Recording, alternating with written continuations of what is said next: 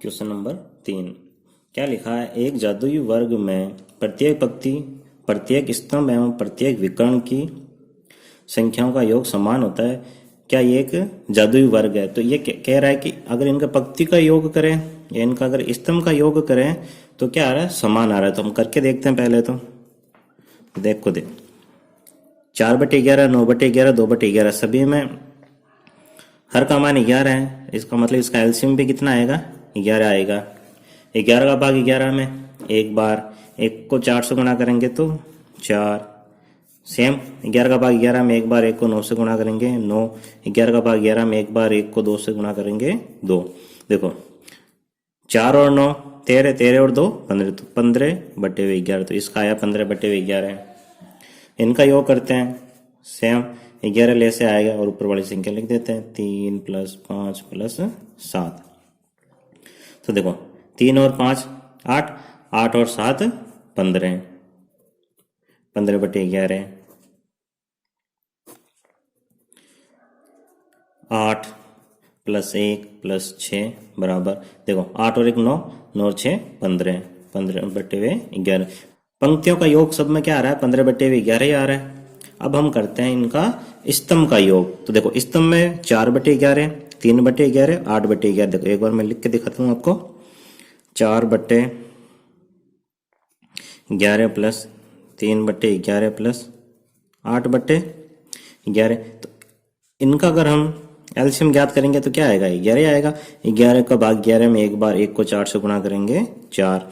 11 का भाग 11 में एक बार, एक को 3 से गुणा करेंगे 3।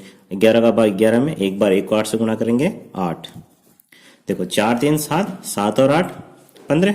तो इसका भी आंसर आया 15/11। तो स्तंभ का भी क्या आ रहा है? 15/11। इनका योग करेंगे तब भी आएगा 15/11 और इनका योग करेंगे तब भी क्या आएगा? 15/11। क्या ये एक जादुई वर्ग है? तो हम कहेंगे हाँ है। देखो जादुई से मतलब हुआ कि इसने जितनी भी भिन्न लिए यहाँ पे, उन सभी भिन्नों को इस प्रकार लिया है कि उनका योग स्तंभ का करो या पंक्तियों का करो 15/11 आएगा। तो हम इसका उत्तर इतना लिख सकते हैं हाँ, और इसको सरल करके भी हम बता सकते हैं। ठीक है, बस इसका आंसर यही है। अगला क्वेश्चन, क्वेश्चन नंबर 4। क्या लिखा? एक आयताकार कागज की लंबाई 12 सही 1/2 सेमी और चौड़ाई 10 सही 2/3 सेमी है। कागज का परिमाप ज्ञात कीजिए। तो परिमाप ज्ञात करना है। कागज कैसा है? आयताकार है। तो सबसे पहले आपको आयत का परिमाप का सूत्र पता होना चाहिए। तो आयत का परिमाप का सूत्र क्या होता है? देखो मैं लिख देता हूं। आयत का परिमाप बराबर 2 कोष्टक लंबाई प्लस चौड़ाई। तो यहां अपने पास कागज की लंबाई क्या दे रखी है? आयताकार कागज है, तो मैं लिख देता हूं आयताकार कागज का परिमाप।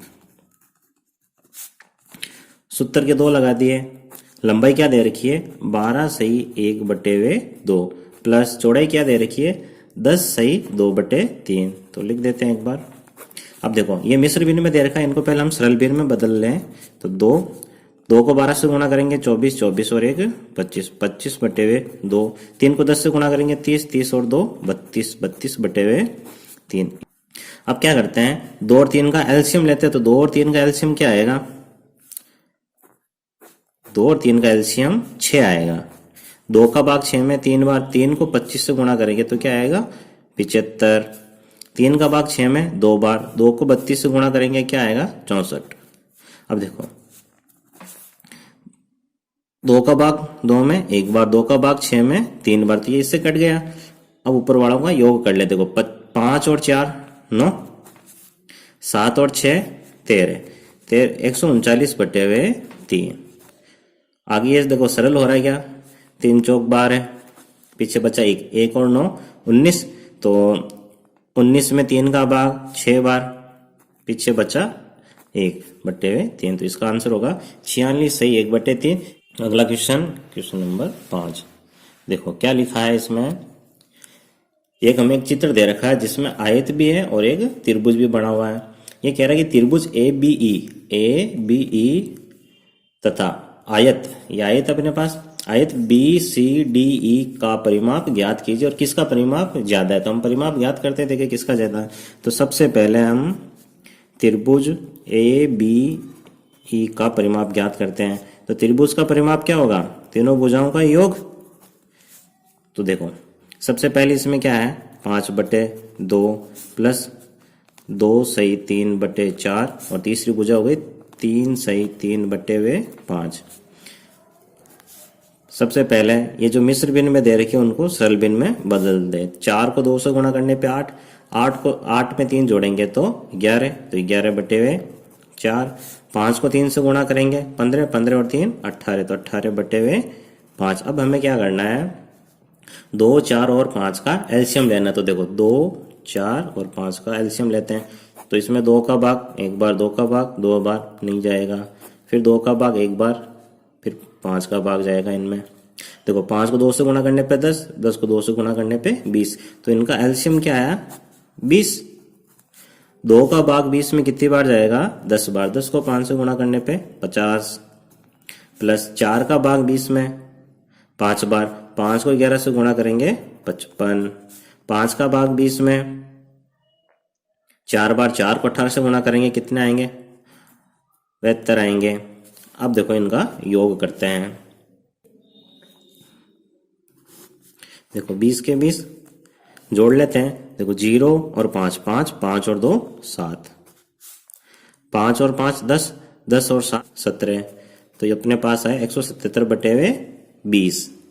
अब देखो अब हम ज्ञात करते हैं, इसको आगे हम सरल करना चाहे तो कर सकते हैं। देखो 20 का भाग 177 में कितनी बार जाएगा, 20 8 160 और पीछे बचे अपने पास 17, तो 8 सही 17/20। अब आयत का परिमाप। देखो आयत का परिमाप तो आपको पता ही है क्या होता है। आयत का परिमाप का सूत्र होता है 2 कोष्टक लंबाई प्लस के चौड़ाई। यहाँ देखो लंबाई कितनी दे रखी है, 2 से 3/4। देखो ये कॉमन भुजा दे रखी है, त्रिभुज में भी ये भुजा काम आ रही है और आयत में भी। और इसकी चौड़ाई कितनी दे रखी है, 7/6 सेमी। लिख लेते हैं हम 2 कोष्टक लंबाई अपने पास 2 सही 3/4 प्लस चौड़ाई अपने पास 7/6। तो सबसे पहले हम क्या करेंगे, ये जो मिश्र भिन्न में दे रखा है इसे सरल भिन्न में बदलेंगे। तो 4 को 2 से गुणा करने पे 8, 8 और 9 10 11, 11/4 7/6। अब हमें क्या करना है, 4 और 6 का हमें एलसीएम लेना है। तो 4 6 का एलसीएम लेते हैं। तो 2 का भाग 4 में 2 बार, 6 में 3 बार, फिर 2 का भाग 3 में नहीं जाएगा, 3 का भाग 3 में एक बार, 3 दूनी 6, 6 दूनी 12। तो एलसीएम क्या है हमारे पास 12। 4 का भाग 12 में 3 बार, 3 को 11 से गुणा करेंगे तो आएगा 33। 6 का भाग 12 में 2 बार, 2 को 7 से गुणा करेंगे कितना आएगा 14। अब देखो 2 का भाग 2 में एक बार, 2 का भाग 12 में 6 बार। जोड़ लेते हैं 3 और 4 7, 3 और 1 4, 46/6। अब आगे इसको सरल करते हैं। देखो 6 का भाग 47 में कितनी बार जाएगा, 6 7 42, पीछे बचे हैं 5, तो 7 सही 5/6 ही इसका आंसर आया। यहाँ देखो यहाँ त्रिभुज का परिमाप ज्यादा हो रहा है, क्योंकि त्रिभुज का परिमाप है वो 8 सही 17/20 आ रहा है और इसका 7 सही 5/6। तो हम लिख देंगे त्रिभुज ए बी ई का परिमाप ज्यादा है। प्रश्न नंबर 6, सलील एक तस्वीर को किसी फ्रेम में जड़ना चाहता है। तस्वीर 7 से 3/5 सेमी चौड़ी है। चौखट में उचित रूप से जड़ने के लिए तस्वीर की चौड़ाई 7 से 3/10 सेमी से ज्यादा नहीं हो सकती। तस्वीर की कितनी काट छांट की जानी चाहिए। ये तो देखो ये तो बिल्कुल इजी क्वेश्चन है। इसमें क्या दे रखा है कि जो तस्वीर है उसकी चौड़ाई ज्यादा है और जो फ्रेम की जो चौड़ाई वो कम है। तो ये कह रहा है कि हमें इसे कितनी कम करनी पड़ेगी, कितना काट छांट करना पड़ेगा जिससे ये इसमें बराबर फिट हो जाएगी। तो कुछ नहीं, सीधे क्या करना हमें 7 सही 3/5 में से 7 सही 3/10 घटा दो, क्योंकि तस्वीर ज़्यादा चौड़ाई की है और फ्रेम कम है, इसलिए हमें क्या करना पड़ेगा, इसको घटाना पड़ेगा। तो पहले इसको सरल भिन्न में बदल दे। 5 को 7 से गुणा करने पे 35, 35 और 3 38, तो 38 बटे हुए 5 माइनस 10 को 7 से गुणा करने पे 70, 70 और 3 73, 73 बटे हुए 10। अब देखो 5 और 10 का एलसीएम क्या आएगा, 10 ही आएगा। 5 का भाग 10 में 2 बार, 2 को 38 से गुणा करने पाएगा अपने 16 76। 10 का भाग 10 में, एक बार 1 को 73 से गुणा करने पे 73। 76 में से 73 गए, पीछे कितने बचे हैं, 3, और बटे हुए में 10 और सेमी का सेमी, बस 3 बटे 10 सेमी, ये इसका आंसर है। क्वेश्चन नंबर 7 क्या लिखा है, रितु ने एक सेब का 3/5 भाग खाया और शेष उसके भाई सोमू ने खाया। सेब का कितना भाग सोमू ने खाया, किसका हिस्सा ज्यादा था, कितना ज्यादा था। तो एक में इसने 3 क्वेश्चन पूछ लिए। तो सबसे पहले हम क्या लिखेंगे, कुल सेब की मात्रा, कुल कितनी सेब थी, 1। रितु के द्वारा खाया गया सेब, रितु के द्वारा खाया गया सेब कितना था, इस 1 का 3/5 भाग। तो 1 का 3/5 भाग मतलब 1 × 3/5 बराबर होगा 3 बटे, क्योंकि 1 को 3 से गुणा करने पे 3 आएगा और ये 5 के 5। शेष उसके भाई सोमू ने खाया, तो सोमू के द्वारा खाया गया सेब बराबर, तो देखो कुल सेब 1 थी, उसमें से 3/5 भाग रितु ने खाया, तो शेष भाग क्या हो जाएगा, देखो यहाँ कुछ नहीं है तो 1 लगा दो। तो 1 और 5 का एलसीएम क्या आएगा, 5 आएगा। 1 का भाग 5 में, 5 बार 5 को 1 से गुणा करने पे 5, 5 का भाग 5 में, 1 बार 1 को 3 से गुणा करने पे 3, तो 5 में से 3 गए 2, तो 2/5। अब क्या लिखा, सेब का कितना भाग सोमू ने खाया, तो सोमू के द्वारा खाया गया भाग 2/5, तो पहले का आंसर आया।